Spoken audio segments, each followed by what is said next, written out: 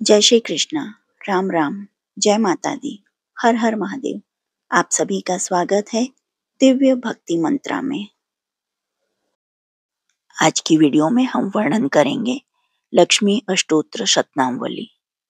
जो आपको यह शतनामवली पसंद आती है तो please like, share and subscribe करें और कमेंट बॉक्स में जय माँ लक्ष्मी अवश्य लिखें। माँ महालक्ष्मी भगवान विष्णु की शक्ति और जगत की पालन कर्त्री देवी हैं। वो न केवल धन और ऐश्वर्य की अधिष्ठात्री हैं, बल्कि जीवन में सौभाग्य, कीर्ति, आरोग्य और शांति प्रदान करने वाली दिव्य शक्ति भी हैं। शास्त्रों में कहा गया है कि जहाँ लक्ष्मी का वास होता है, वहाँ सुख, शांति और समृद्धि अपने आप आ जाती है। अष्टोत्र शतनामवली का अर्थ है माँ लक्ष्मी के 108 पवित्र नामों का संकलन।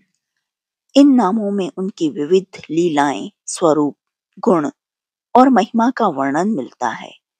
प्रत्येक नाम एक मंत्र की तरह कार्य करता है, जो साधक के जीवन से दरिद्रता और संकटों का नाश करके स्थायी सुख और संपन्नता प्रदान करता है। लक्ष्मी अष्टोत्र शतनामवली का पाठ विशेष रूप से शुक्रवार, दीपावली, कोजागरी पूर्णिमा, धनतेरस और किसी भी शुभ अवसर पर किया जाता है और उसका फल अनंत गुना बढ़ जाता है। इसके जप से घर परिवार में ऐश्वर्य, सौभाग्य और सकारात्मक ऊर्जा का संचार होता है। इस प्रकार लक्ष्मी अष्टोत्र शतनामवली केवल नामों का उच्चारण नहीं है, बल्कि यह माँ लक्ष्मी की आराधना का एक श्रेष्ठ साधन है, जो भक्त को सांसारिक समृद्धि के साथ साथ आध्यात्मिक उन्नति भी प्रदान करता है। तो चलिए शुरू करते हैं लक्ष्मी अष्टोत्र शतनामवली। ओम प्रकृत्यै नमः, ओम विकृत्यै नमः, ओम विद्यायै नमः, ओम सर्वभूतहितप्रदायै नमः, ओम श्रद्धायै नमः, ओम विभूत्यै नमः, ओम सुरभ्ये नमः, ओम परमात्मिकाय नमः, ओम वाचे नमः,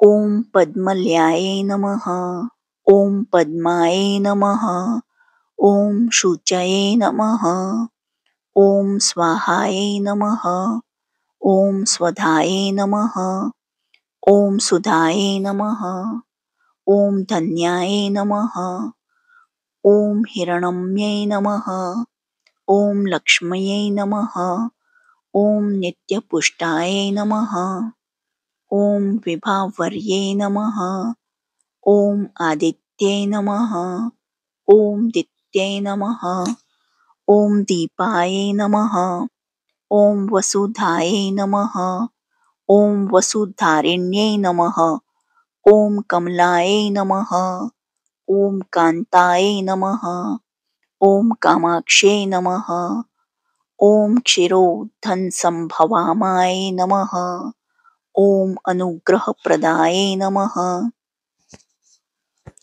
ओम बुद्धाय नमः, ओम अनघाय नमः, ओम हरिवल्लभाय नमः, ओम अशोकाय नमः, ओम अमृताय नमः, ओम दीप्ताय नमः, ओम लोक शोक विनाशिन्यै नमः, ओम धर्मनिलयाय नमः, ओम करुणाय नमः, ओम लोकमात्रे नमः, ओम पद्मप्रियाय नमः, ओम पद्महस्ताय नमः, ओम पद्माक्षे नमः, ओम पद्मसुंदर्ये नमः, ओम पद्मोद्वाय नमः, ओम पद्ममुख्ये नमः, ओम पद्मनाभप्रियाय नमः, ओम रमाय नमः, ओम पद्ममालाधराय नमः, ओम देव्यै नमः, ओम पद्मिन्यै नमः, ओम पद्मगंधिन्यै नमः, ओम पुण्यगंधाय नमः, ओम सुप्रसन्नाय नमः, ॐ प्रसादाभिमुख्यै नमः। ॐ प्रभायै नमः। ॐ चन्द्रवदनायै नमः। ॐ चन्द्रायै नमः। ॐ चन्द्रसहोदयै नमः। ॐ चतुर्भुजायै नमः। ॐ चन्द्ररूपाय नमः। ॐ इन्द्राय नमः। ॐ इन्दुशीतलाय नमः। ॐ अहल्दजनन्यै नमः। ॐ पुष्टये नमः। ॐ शिवाय नमः। ॐ शिवकर्यै नमः। ॐ सत्यै नमः। ॐ विमलाय नमः। ॐ विश्वजनन्यै नमः। ॐ तुष्टये नमः।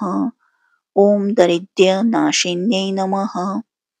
ॐ प्रीतिपुष्करिण्यै नमः।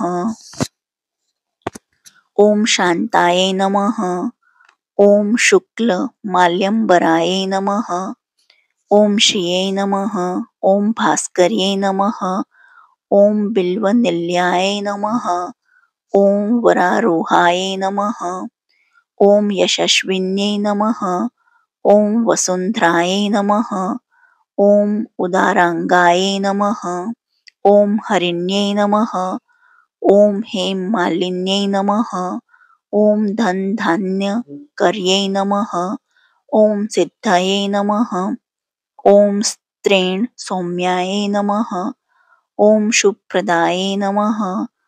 ॐ नृपविष्मगतानन्दाय नमः। ॐ वरलक्ष्मये नमः। ॐ वसुप्रदाय नमः। ॐ शुभाय नमः। ॐ हिरण्यप्राकाराय नमः। ॐ समुद्रतनयाय नमः। ॐ जयाय नमः। ॐ मङ्गलादेव्यै नमः। ॐ विष्णुवक्षस्थलस्थिताय नमः। ॐ विष्णुपत्न्यै नमः। ॐ प्रसन्नाक्ष्यै नमः। ॐ नारायणसमाश्रिताय नमः। ॐ दारिद्र्यध्वंसिन्यै नमः। ॐ क्रोधसम्भवाय नमः। ॐ सर्वोपद्रववारिण्यै नमः। ॐ नवदुर्गायै नमः। ॐ महाकाल्यै नमः। ॐ ब्रह्मविष्णुशिवात्मिकाय नमः। ॐ त्रिकालज्ञानसम्पन्नाय नमः। ॐ भुवनेश्वर्यै नमः। इति श्रीलक्ष्मी अष्टोत्तरशतनामावली सम्पूर्णम्।